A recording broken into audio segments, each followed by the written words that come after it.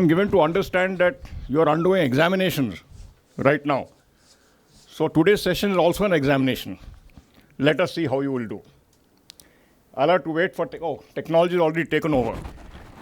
If I ask you a question, firstly, am I audible at the last row? Thank you. As they say, well begun is half done, so I can get on with the other half. You may have been taught in history. Who was the first European to come to India?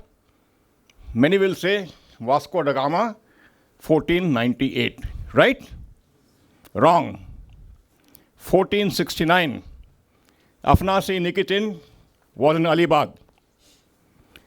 Spent 4 years in Zunnar, Bidar, Hampi, and left for Russia from Dabhol. So if any of you go to Dabhol and see somebody who suspiciously looks like Afanasi Nikitin, you will know what has happened. This is merely to highlight the fact that India and Russia have relationships which span centuries. If you go to Alibag village, Revdanda, go to the government school, you'll see a monument commemorating Afanasi Nikitin, built by the Russian embassy, and they say this was the first Russian embassy to India. Today's session, I will divide into two parts. One will be, what role can Russia play in the world? The second would be, what is going to happen in the Russo-Ukrainian war? Because both are interconnected. But please appreciate, before we think about what can Russia do, what will be Russia's role in the world, we must have some idea as to what exactly Russia is. What is Russia? Otherwise, how can we talk about what Russia can do? So let us see, beyond that, what some other people think of it. Russia is a riddle wrapped in a mystery inside an enigma. It is something mysterious out there. The Russians think the same about Indians. India is a mystery. But Russian indulgers are obsessed with India, obsessed with yoga, obsessed with Mount Kailash. They consider it as a brilliant mountain, the navel of the earth. So it's a reciprocal thing. So that's what Churchill says, and to some extent he is right. Let us see what Vladimir Putin has to say. We do not aspire to be called some kind of superpower as a claim to world or regional hegemony. Do not infringe on anyone's interests. We do not force our patronage on anyone or try to teach anyone how to live. I would recommend you take this with some pinches of salt. But the third one is significant. Same from Putin. Russia is not claiming a great power status. It is a great power by virtue of its huge potential, its history and culture. History and culture. Please remember, geography gives you a physical identity. It's the culture that gives you an insight into the soul of the country. And therefore, taking a clue from this, we will ask ourselves a question and then answer it. What are the ingredients of a great power?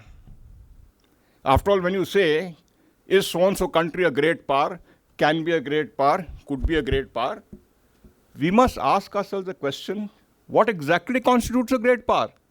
Or how can we answer that question? So, these are some of the elements of a great power. Geographic location, history, science, technology, economy, industrialization, natural resources. Most important, the people dimension. It's the people that make a country. Human resource, national culture, strategic vision, leadership, HR element is of overriding significance. Can overcome extreme crises against impossible odds and at a very high price. Like I said, geography gives you the physical shape of the country. Culture and civilization gives you the soul. So let us examine these elements one by one, and then you can decide what Russia is. I don't have to tell you. Geography. More than twice the size of Canada and the USA. 1/4 in Europe, 3/4 in Asia. So is Russia a European power or an Asian power? The Russians think they are a European power. But with 3/4 of Russia being in Asia, we could claim that they are a Eurasian power. They're as much European as Asians. East to west, Kaliningrad to Ratmanov Island, Big Diomede. North to south, Franz Josef Land to Republic of Dagestan. Yes, Dagestan is a part of Russia. See all the countries that Russia is contiguous with. If England could rule India across the seas, why can't Russia influence where they got land borders with these countries? They can, and they did. Let us see what happens in the future. 86 kilometers from the USA. That is just as little more than Lonavala. Big Diomede Island, less than 3 kilometers from the US-controlled Little Diomede Island. As far as Vaishali, where many one of you will go after this session is over.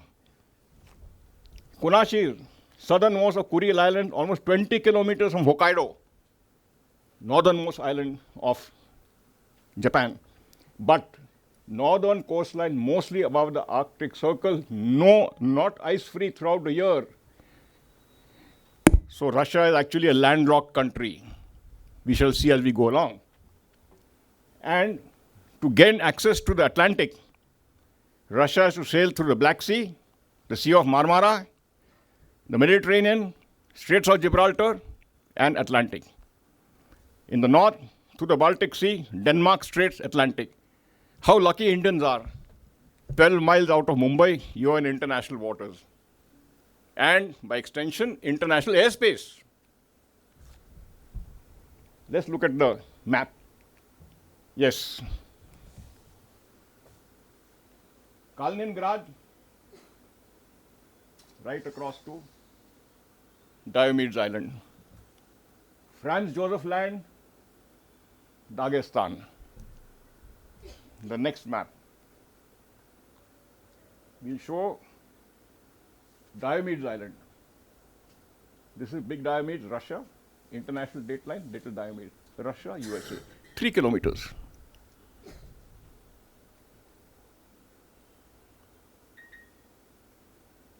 Yes. If you see here, this is Tajikistan. At one time, the Republic of Tajikistan in Soviet Union. This is Afghanistan, the Wakhan corridor. At its narrowest, 7 miles separates Pakistan-occupied Kashmir from Tajikistan. Ladies and gentlemen, this is just to highlight Russia is our neighbor. The USA is thousands of kilometers away. At its closest, Russia was 7 miles away. This is just to give you an idea of what we are talking about geography-wise.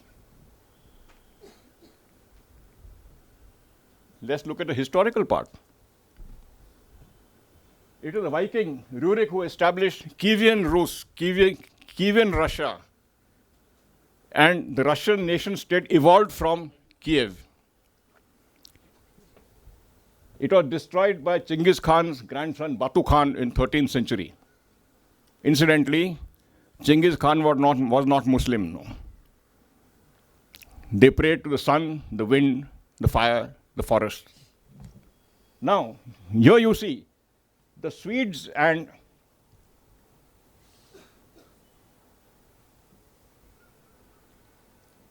the Teutonic Knights invaded from the west. Genghis Khan from the east, the Swedes from the west. Alexander Nevsky decided to make peace with the Mongols, destroy the Swedes, then take on the Mongols. Now what did he say? Whoever will come to us with a sword, from a sword will perish. What did Lal Bahadur Shastri tell Ayub Khan? Talwar ka jawab, talwar se milega. The same thing. Ivan IV finally ended Mongol power by conquering the Khanates of Kazan and Astrakhan. The final Khanate that fell was the Crimean Khanate during the time of Catherine II. Russia was constantly invaded. by the Mongols, Swedes, Teutonic Knights, Poles, Napoleon, twice in the 20th century by Germany. Napoleon lived in Moscow for 1 month, applied to the Tsar for surrender 3 times. He got no reply. Finally, the Grand Army was expelled from Russia. It was neither grand and not even an army. And the Russian army was in Paris in 1814. After Germany occupied large parts of Western Russia during First World War. When that war ended, the Treaty of Brest-Litovsk, see what Russia lost. A quarter of its population and industry, 9/10 of its coal mines. Large parts of Western Russia were occupied by the USA, France, Turkey, Britain, and the Czech Republic, Czech Legion. Japanese were in Vladivostok. What were these foreign countries doing on Soviet territory?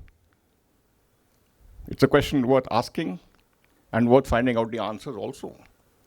The Russians call it the war of intervention. When these powers wanted to strangle the Russian nation, the nascent state. Peter I, he is known as Peter the Great. Now, Peter the Great was advised that if you want to raise Russia from backwardness, you must integrate with the West, you must trade with the West. To trade with the West, you need a merchant navy, and you need another navy to protect that merchant navy. And for both, you need ports. So what did he do? He went to Amsterdam, became a certified shipwright, shipbuilder, blacksmith, carpenter, went to England, addressed the English Parliament, invited Sir Isaac Newton to come to Russia to set up technical institutions there. Defeated the Turks, entered the Sea of Azov, and this is important. He said that the first servant of the people is the king. This is what he said. He could do all this because he was an autocrat, he was a despot, but he said, I will drag Russia into the modern age. Not only said it, he did it. Look at science and technology. Russian Academy of Sciences, St. Petersburg University, founded by Peter I. What is the contribution? Physics, astronomy, mathematics, computing, chemistry, biology, geology, geography. The names of Dmitry Mendeleev, periodic table, Ivan Pavlov, Pavlovian conditioning, psychology, Konstantin Tsiolkovsky, father of rocketry. This is what the Russians contributed to the world. Not only science and technology, art, music, literature. Music, Shostakovich, Tchaikovsky, Mravinsky. Literature, Tolstoy, Dostoevsky, Boris Pasternak, Dr. Zhivago. This is what Russia contributed to the world. They have their own website, yandex.ru, their equivalent of Google search engine. Natural resources. Nature has been very kind to Russia. These are all the natural resources they have. There's a city called Almazograd. Almaz means diamond. They say diamond on the surface of the earth, waiting to be picked up. 8 largest oil reserves, petroleum industry, largest in the world, largest exporter of gas to Europe. They shut the tap, Europe will freeze. The Russians know it, the Europeans know it. Now we come to the people dimension. The Russians have consistently demonstrated an unbelievable degree of resilience throughout their history. When I was in Moscow, I found that soldiers were working as coolies on the railway station. They had not been paid for 6 months. When I went to a cafe and had some beer, I used to drink beer that time, not anymore. The gentleman came to me and said, "Sir, may I have this empty bottle to sell?" But nobody complained. When I went to air attache's house for dinner, the maid servant was a doctorate in geology, willing to wash utensils, sweep the floors, no complaint. They said, difficult times, we'll manage, we'll pull out of it. What did Hitler say? 22nd September 1941. St. Petersburg, Leningrad must be erased from the face of the earth. We can have no interest in maintaining even a part of this very large urban population. And what was to be done to the population? Just driven out of the city to die. What did he say about Moscow? Capture of Moscow is a major political objective for Hitler. Russia is to be abolished. Every man, woman, and child to be destroyed. The German army could even see the Kremlin, but they were pushed back. And what did Winston Churchill have to say? Almost all responsible military opinion held that the Russian army should be defeated and largely destroyed. John F. Kennedy's father was an American ambassador in England. He told President Roosevelt, don't help the Russians. They're going to lose anyway.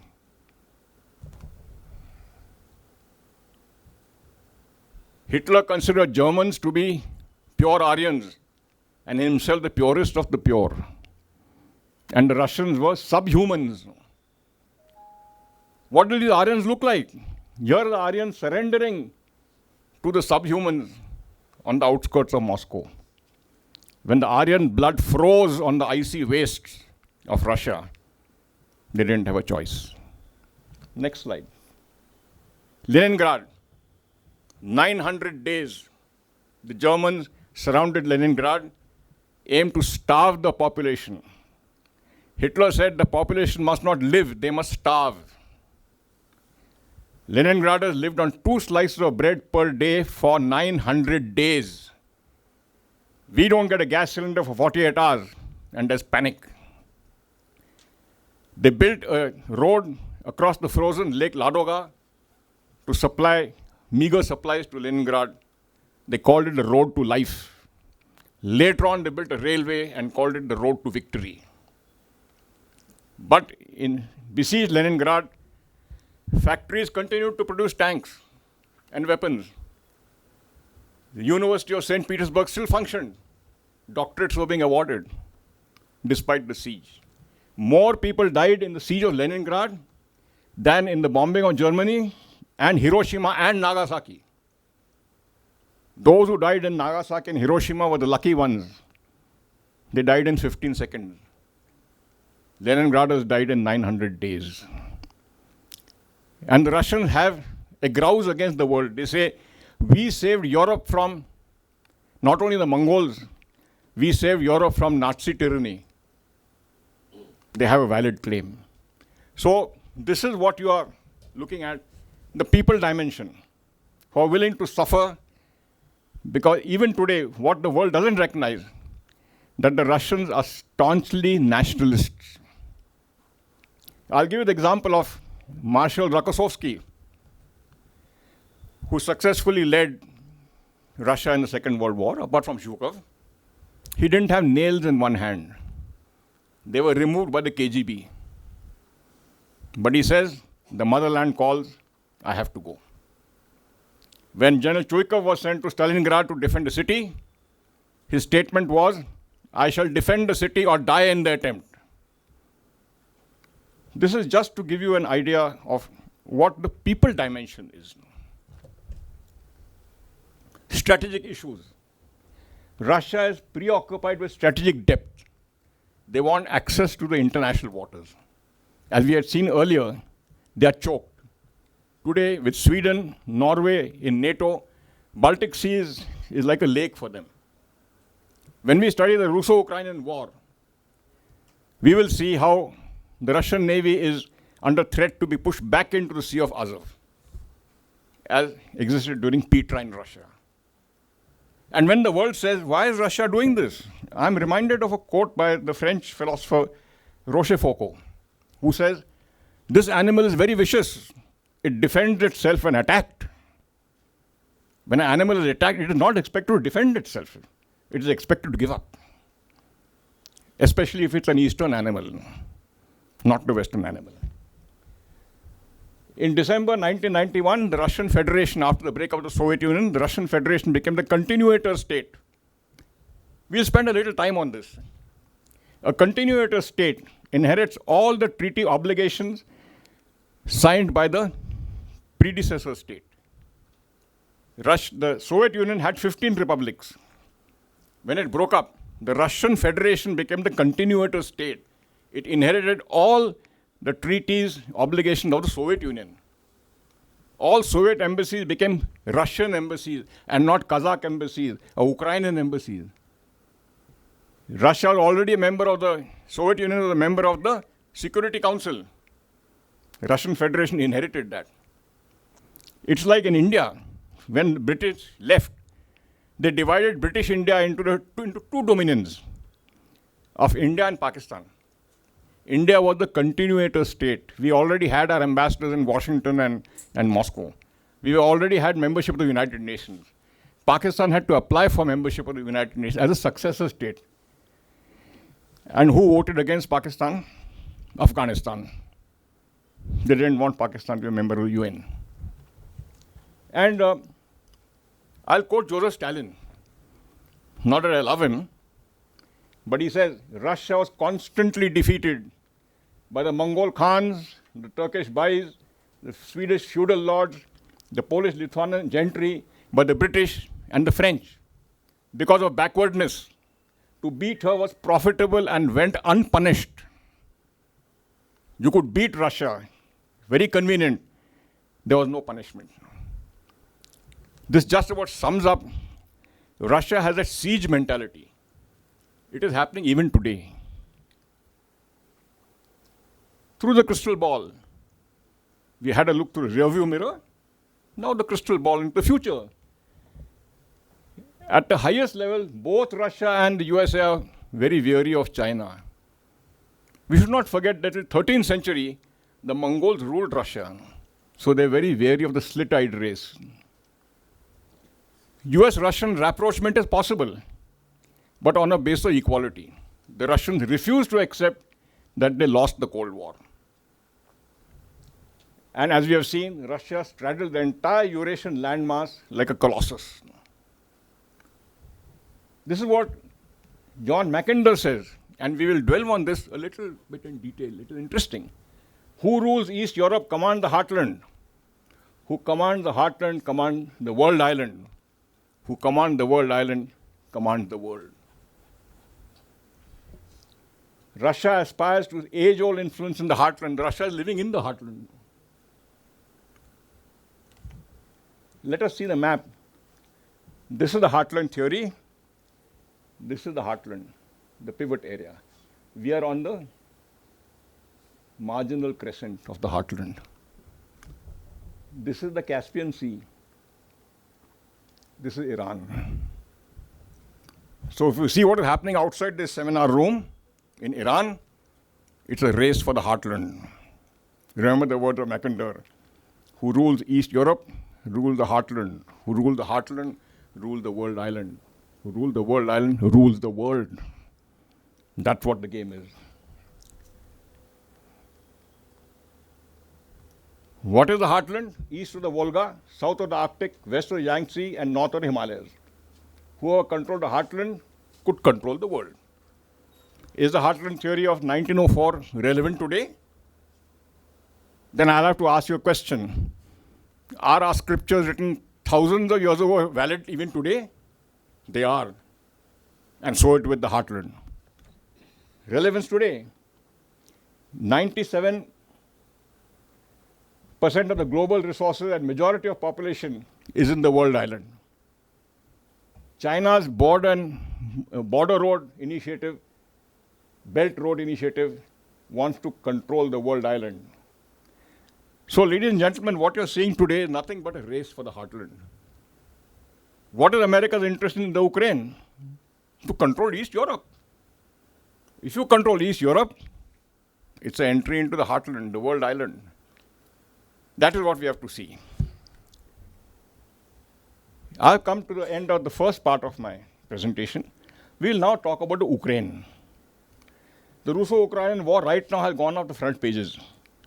Day after tomorrow, even the Iranian war will go to the front pages. Some new war will come up. So let us see what is the Ukrainian war raging from 2014 onwards. People are divided, but let us delve a little further. This is Ukraine. This is the Black Sea, Sea of Azov. We mentioned about Peter the Great breaking out of the Sea of Azov into the Black Sea. Moldova, Romania, Slovakia, this would be Hungary, Poland, Belarus, Russia. This is Kiev. This is the Dnieper River.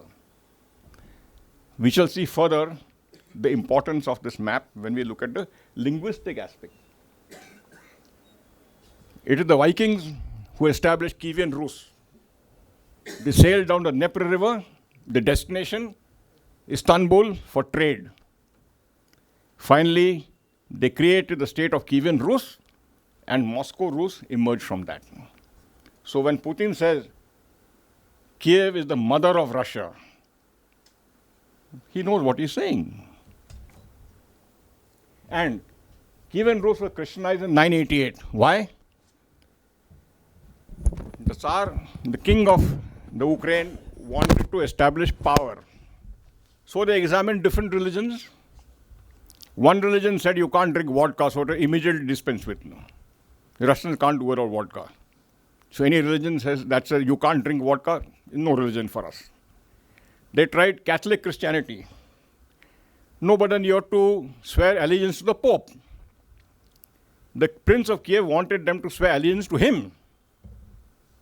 So he said, I represent God, so when you worship me, you worship God.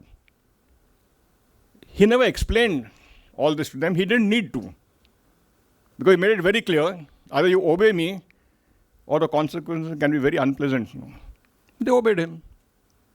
So 988 AD, Kievan Rus became Christianized. Now, this is important. Bogdan Khmelnytsky, 1654, he went into an agreement with the Russians to fight the Poles who were sitting on his back. It would be absurd to think that he would ask help from the Poles to remove them from his back. It is like the Indians approaching Great Britain and saying, help us to get you off our back. So that started the relationship between Russia and Ukraine. Gradually, Ukraine became part of the Russian Empire. But throughout history, Ukraine has been ruled by the Russians, by the Poles, by the Lithuanians, by the Turks, and the Mongols. I know one Ukrainian ultranationalist who said Ukrainians are pure Aryan. Everybody wants to be a pure Aryan. So when I reminded them that you were ruled by all these countries, what racial purity are you talking about?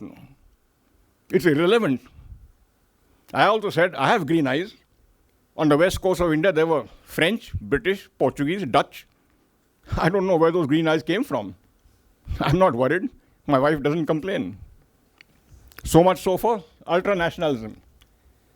Briefly, between 1917 and 1922, Ukraine became independent. Germany occupied Ukraine. Many of the Ukrainians joined the Nazi SS. Many of the guards in the Nazi death camps were Ukrainians. They were granted instant citizenship in Britain and Canada after the war. You can think of the implications yourselves. I don't have to tell you. 1954, Crimea transferred to the Ukrainian Soviet Socialist Republic. Please remember, Ukraine was one of the founding members of the Soviet Union. Many Ukrainians held very high positions in the Soviet Union.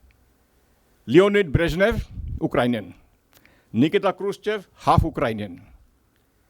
Trotsky, Ukrainian. And Russia, Belarus, and Ukraine dissolved the USSR. Many Russians considered as an illegal act. 3 republics dissolved the USSR. It is like chief minister of 3 Indian states sitting in a bar and dissolving the Union of India. They consider as an illegal act, but they've accepted the reality. Now let us see the Ukraine. This was Ukraine in 1654, at the time of Bogdan Khmelnytsky, who we met a few slides earlier. This is what was given to Ukraine. Between 1654 and 1917, this was given to the Ukraine. 1922, all this was given to the Ukraine. 1954, Crimea was given to the Ukraine. 1930 and 1945, Stalin gave this to the Ukraine. From Poland, from Slovakia, from Hungary. That part is called Carpato Ukraine. So Ukraine has not evolved by conquest. It has evolved by being given territory. This is the current territory of Ukraine. This is what Ukraine was in 1654. Let us see a linguistic divide. All these people speak Russian and Ukrainian. All these people speak predominantly Russian. Some speak a mixture of Ukrainian and Russian called Suzuk. All Ukrainians speak fluent Russian in public, in private. In public, they speak Ukrainian. Let us see the first, and as you can see, the fracture is here, somewhere along the Dnepr River.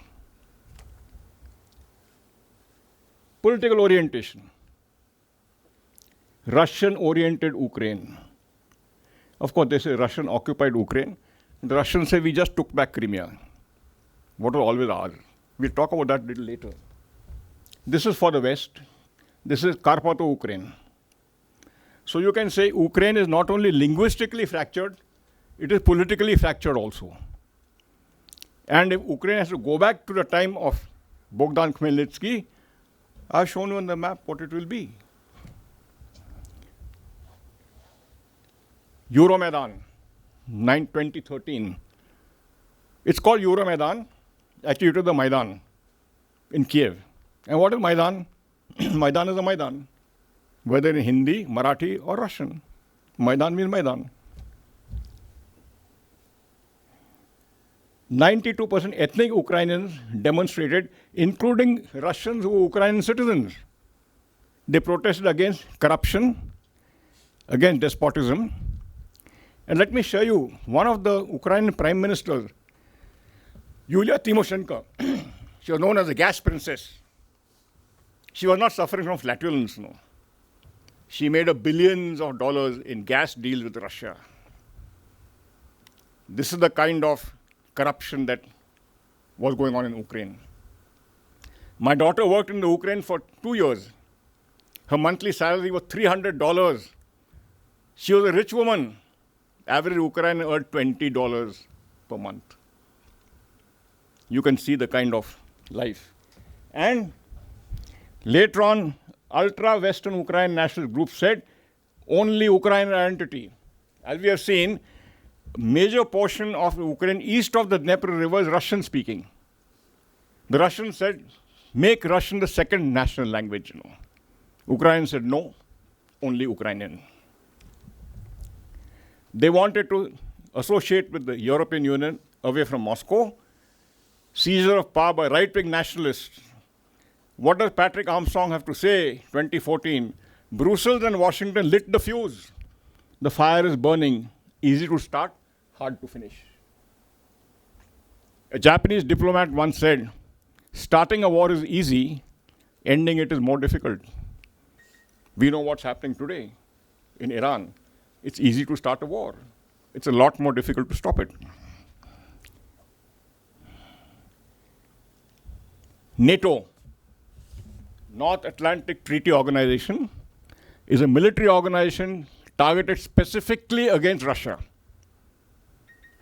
A counter to that was the Warsaw Pact. When the Soviet Union disintegrated, or like some of my Russian colleagues say, was destroyed, Warsaw Pact was disbanded. So why does NATO continue? They say you disband NATO as well. 2008, Bush supported Ukraine and Georgia's incorporation into Russia, into NATO. Last part. I was in St. Petersburg and was talking to the commander of the Leningrad military district. I said, what will happen if Ukraine joins NATO? His answer was very blunt. We know what to do. That was the thinking they had. What does Madeleine Albright have to say? She was an American diplomat. She says, If we have to use force, it is because we are America. We are the indispensable nation. We stand tall and see further than other countries into the future. Maybe other countries are not entitled to a future. Forget looking into the future. This is what another American says. I think Russians will react quite adversely towards eastern expansion of NATO. No reason for this. Make the founding fathers of this country turn over in their graves. Our differences are with the Soviet communist regime. If America is a capitalist country, Russia is also a capitalist country. If America is a Christian country largely, Russia is also a Christian country. But the major religions of Russia are Christianity, Buddhism, and Islam.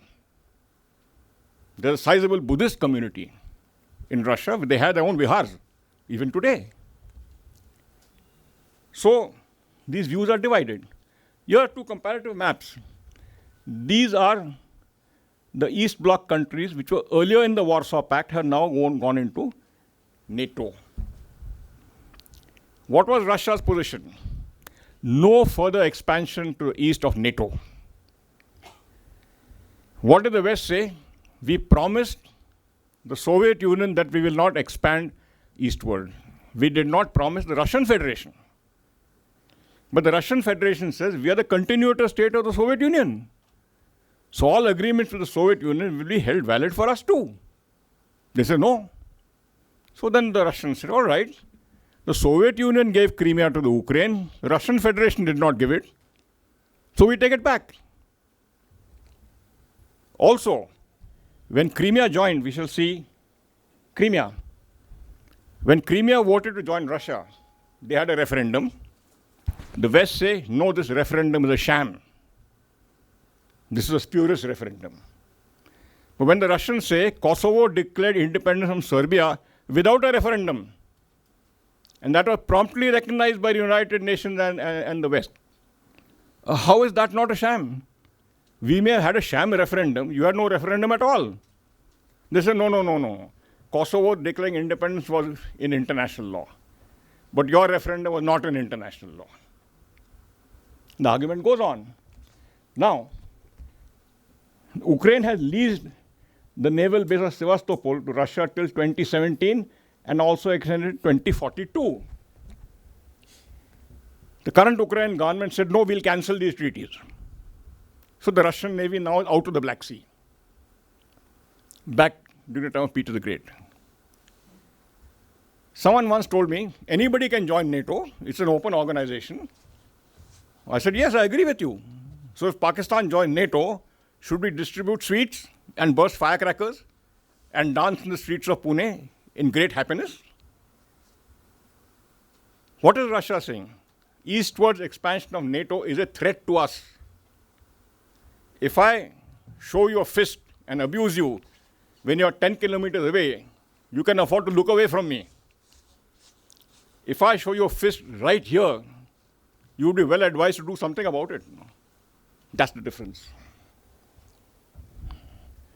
Now, if Georgia also goes into NATO, Georgia in NATO, Ukraine in NATO, Romania in NATO, Turkey in NATO, the Black Sea becomes a NATO lake. Which self-respecting country will accept that? But no, like I mentioned earlier, quoting that French philosopher, this animal is very vicious. It defends itself when attacked. The animal is not expected to defend itself. It must give up. An eastern animal.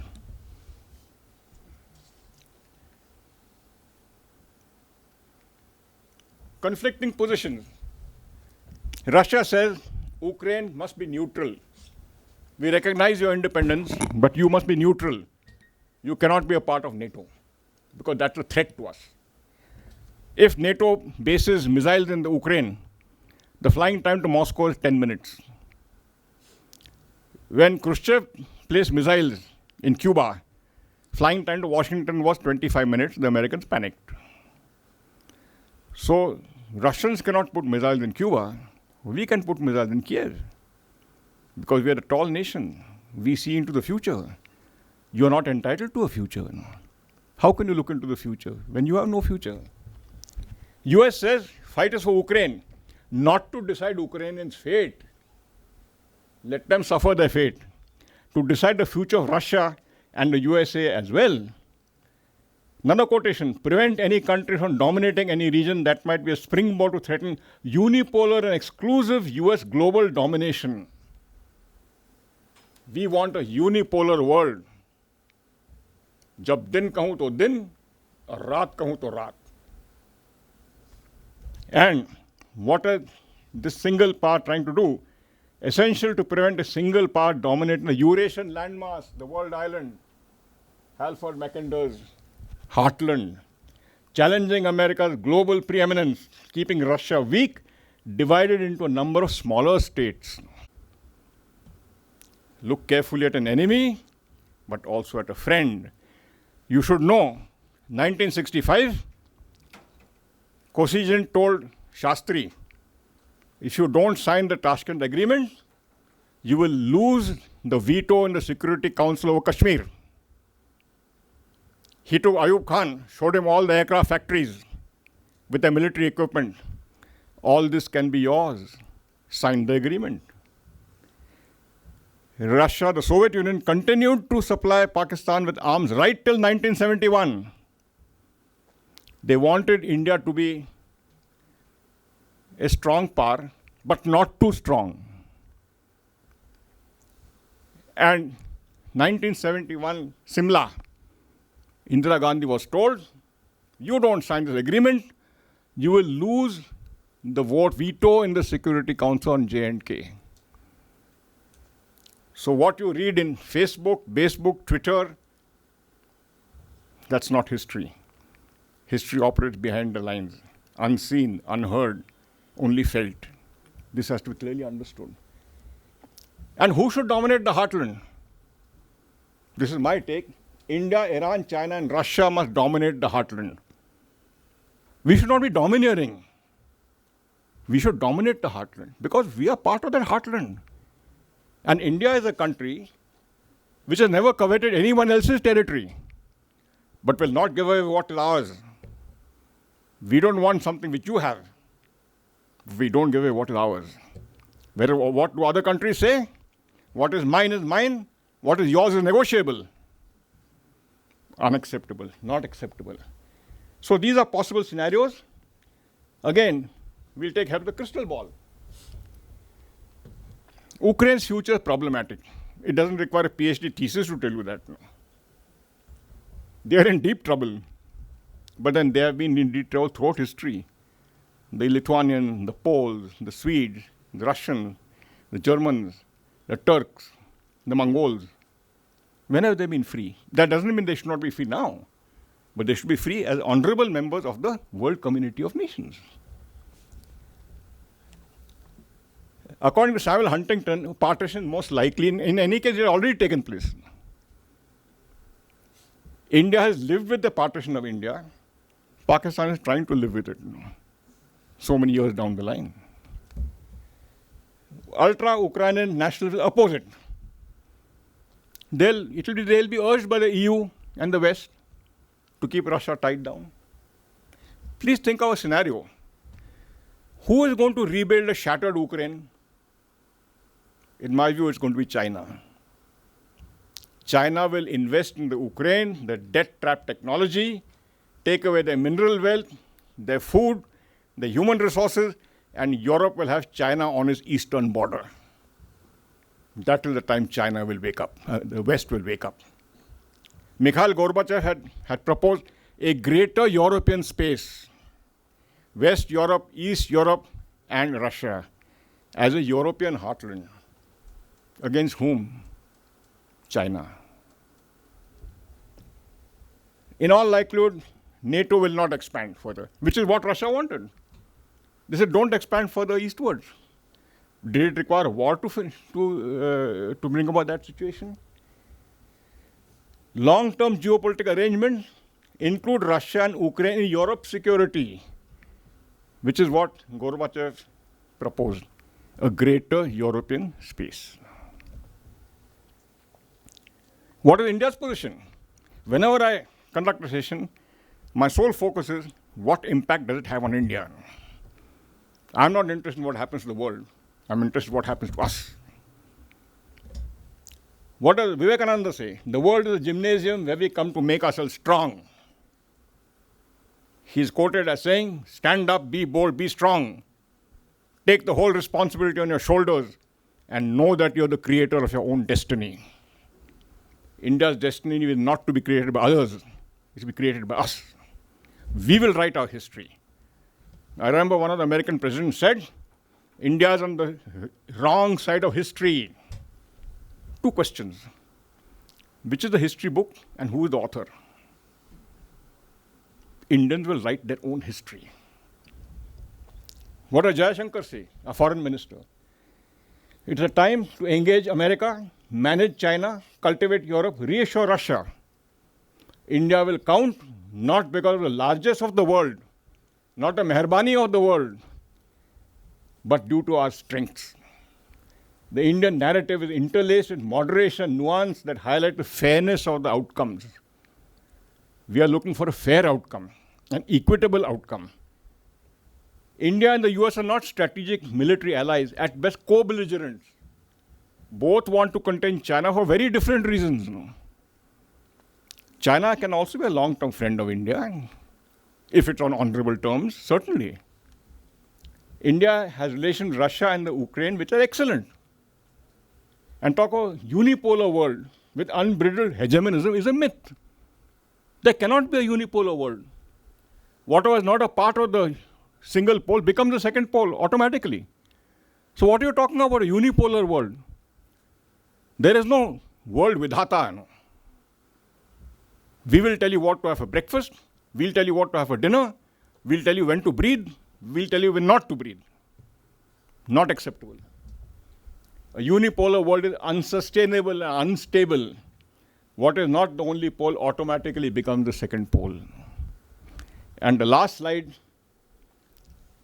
we'll compare two maps. This is the concept of Novorossiya. This is what Russia already occupied. The West is telling the Ukrainians, that is lost. During the Russian Civil War, as we have seen, Western countries fought against the legitimate government of Russia. And they pulled out. Why? It became economically unsuitable. So, when the world is ruled only by Lakshmi, this is what happens. Please remember, Lakshmi is temporary. As they say, Lakshmi chanchala hai. Aaj ahe, uja nahi. Pan Saraswati, ekda gharat shirli, ti kayamchi hai. So, we should avoid Lakshmi Pujan. And I come to the end of my talk. What did we try to do? We tried to examine what is Russia, what could be Russia's role in the world. We examined what Russia is. We examined what are the elements of a great power. You will decide whether Russia has the elements of a great power or not. We also examined the Russo-Ukrainian war, how it could end, what are the implications for India. So what were we actually trying to do? Where there is darkness, there must be some light. What is enshrined in our ancient philosophy? Astoma sadgamaya, tamasoma jyotirgamaya. From untruth to truth, from darkness to light. Can we attain that light in the span of 55 minutes? Unlikely. Whether I've answered some of the questions that I put, I think I have. You can have your own opinion. I'm quite confident that almost everybody has heard me. Some may have listened. There's a difference between hearing and listening. And a few would have been stirred, their minds irritated, to think more about this. It is necessary. Because what I see sitting in front of me is the future leadership of my country. You are going to be tomorrow's economists, industrialists, leaders. I want to be part of that. So what I have done, I was given 60 minutes. I wanted 70 minutes. I took 55 minutes. I must thank you for listening to me patiently, but then you really never had a choice. There was no alternative. Thank you very much. And as a tail piece, Jai Hind. What does Jai Hind mean? जय जय भारत तेरी सदा विजय हो, तेरी इस जनता का जन जन प्रतिदिन सदा अभय हो. With that, I conclude. Thank you.